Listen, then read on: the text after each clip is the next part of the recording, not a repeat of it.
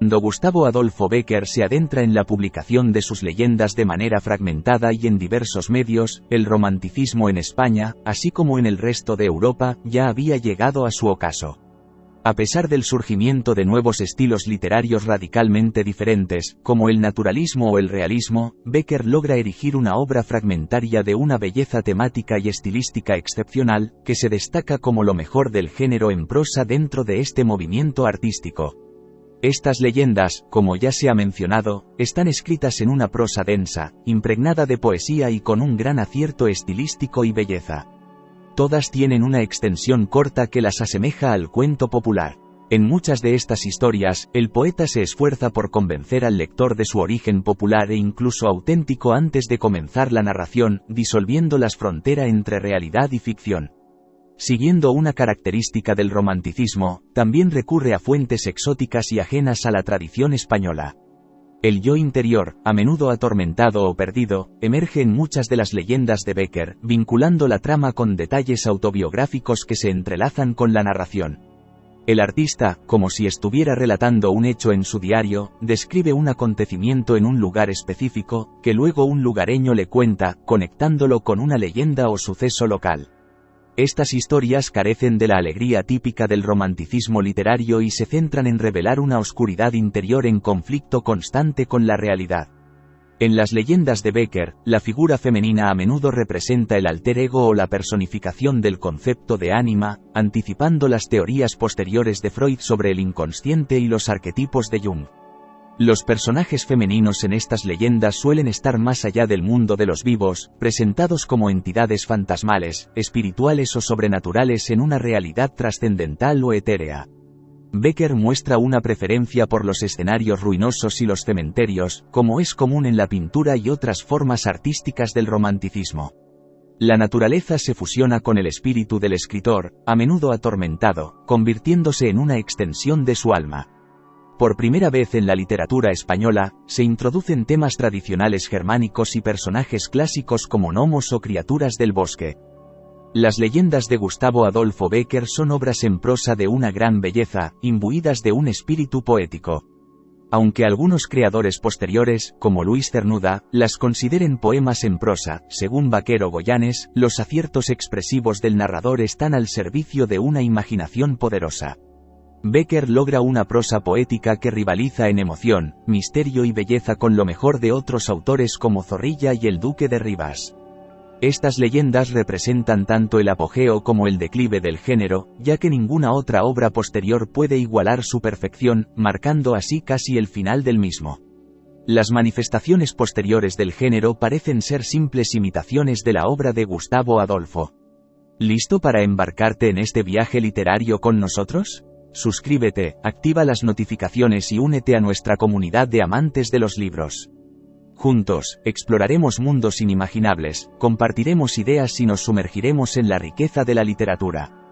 El caudillo de las manos rojas. Es el inicio de la serie y se publicó por primera vez en la Crónica en 1858. Se centra en un tema tradicional hindú donde se entrelazan conceptos religiosos y exotismo. Pulo, el rey de Osira, ha sido destituido del trono por su hermano Tipot. A pesar de ello, Pulo seduce a su cuñada Siana. Cuando son descubiertos, Pulo mata a Tipot, pero el dios Vishnu le impone como castigo alejarse de Siana para expiar su culpa. Al no cumplir esta promesa, es condenado a muerte.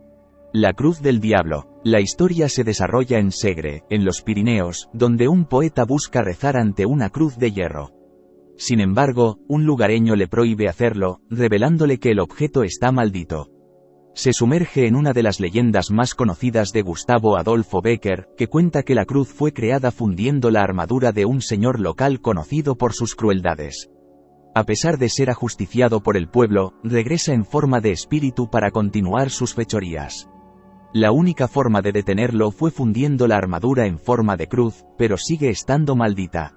La Ajorca de Oro. Publicada en 1861 y ambientada en Toledo, cuenta la historia de María, una mujer caprichosa que persuade a su esposo Pedro para robar un brazalete del joyero de la Virgen.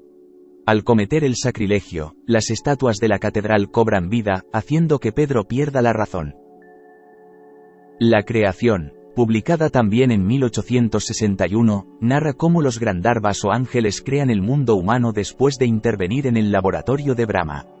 Por eso, nuestra realidad es el resultado de un desorden que conlleva la destrucción.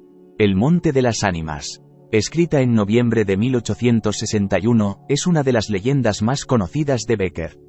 Es una historia de terror ambientada en el Monte de las Ánimas de Soria, en la noche anterior al Día de Difuntos. Alonso y su prima Beatriz van de caza, pero ella insiste en regresar al bosque por un pañuelo perdido. Al día siguiente, encuentran muerta a Beatriz y el cadáver de Alonso es hallado devorado por los lobos. Los ojos verdes, otra leyenda de Becker de 1861, con una protagonista similar a una ondina de los mitos griegos.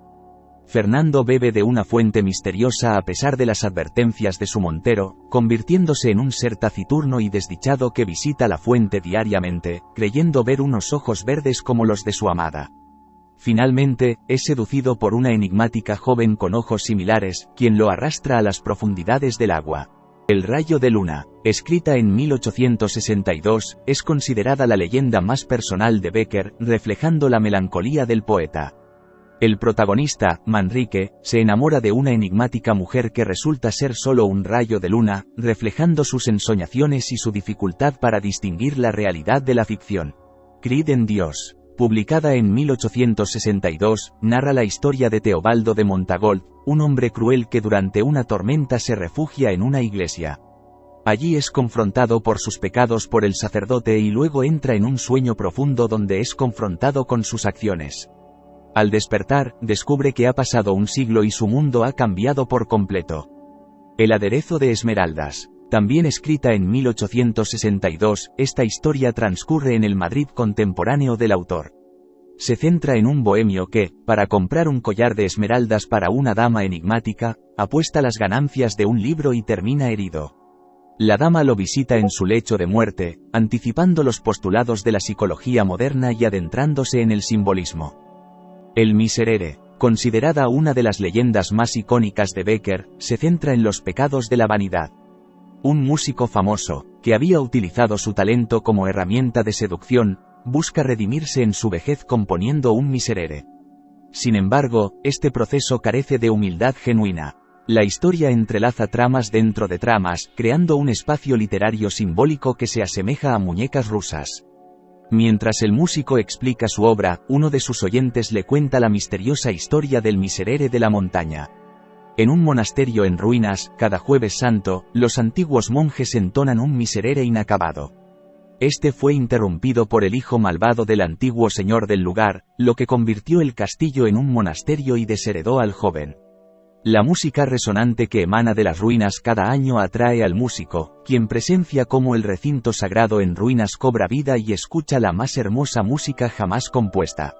Lleno de emociones encontradas, regresa y trata de copiar las notas que ha escuchado, pero solo puede llegar a la mitad. Enloquece, y el manuscrito inacabado es encontrado por el poeta que narra la historia. 3 fechas. Compuesta en 1862, esta leyenda se considera un espejo autobiográfico. La historia explora los límites entre la realidad y la ficción, entre el mundo de los sueños y la vigilia, y entre la materialidad y la espiritualidad. Todo gira en torno a una mujer enigmática que se le aparece 3 veces al poeta en las calles de Toledo. El Cristo de la Calavera, realizada en el mismo año, tiene como hipotexto una leyenda tradicional toledana. 2 jóvenes compiten por el amor de una mujer y no se les ocurre otra cosa que batirse en duelo.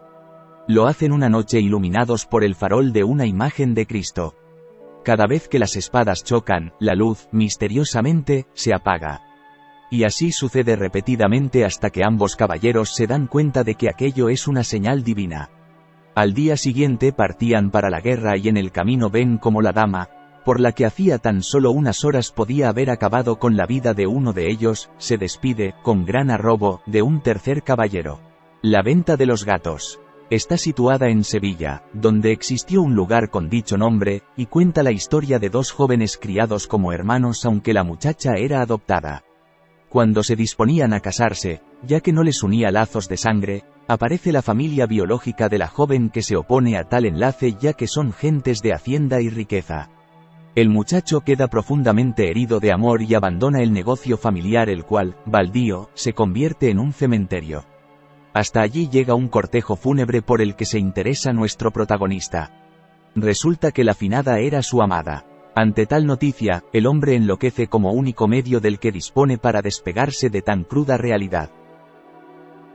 El gnomo. Basada en personajes de leyendas germánicas, esta historia escrita en 1863 sigue a dos hermanas, Marta y Magdalena, que buscan un tesoro en una cueva cercana.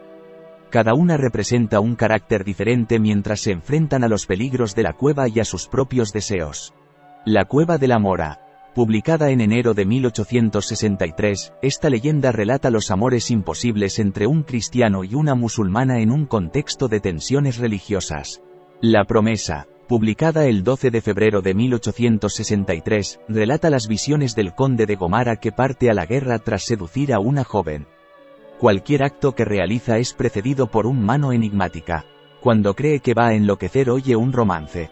La canción desmenuza la desventura de un caballero que olvida el compromiso con una joven que muere de pena. Sin embargo, una de sus manos no puede ser enterrada puesto que espera el anillo de bodas que un día le prometieron. El conde entiende que es su historia. Regresa, se casa en una ceremonia en el cementerio y, desde ese momento, desaparece la enigmática mano.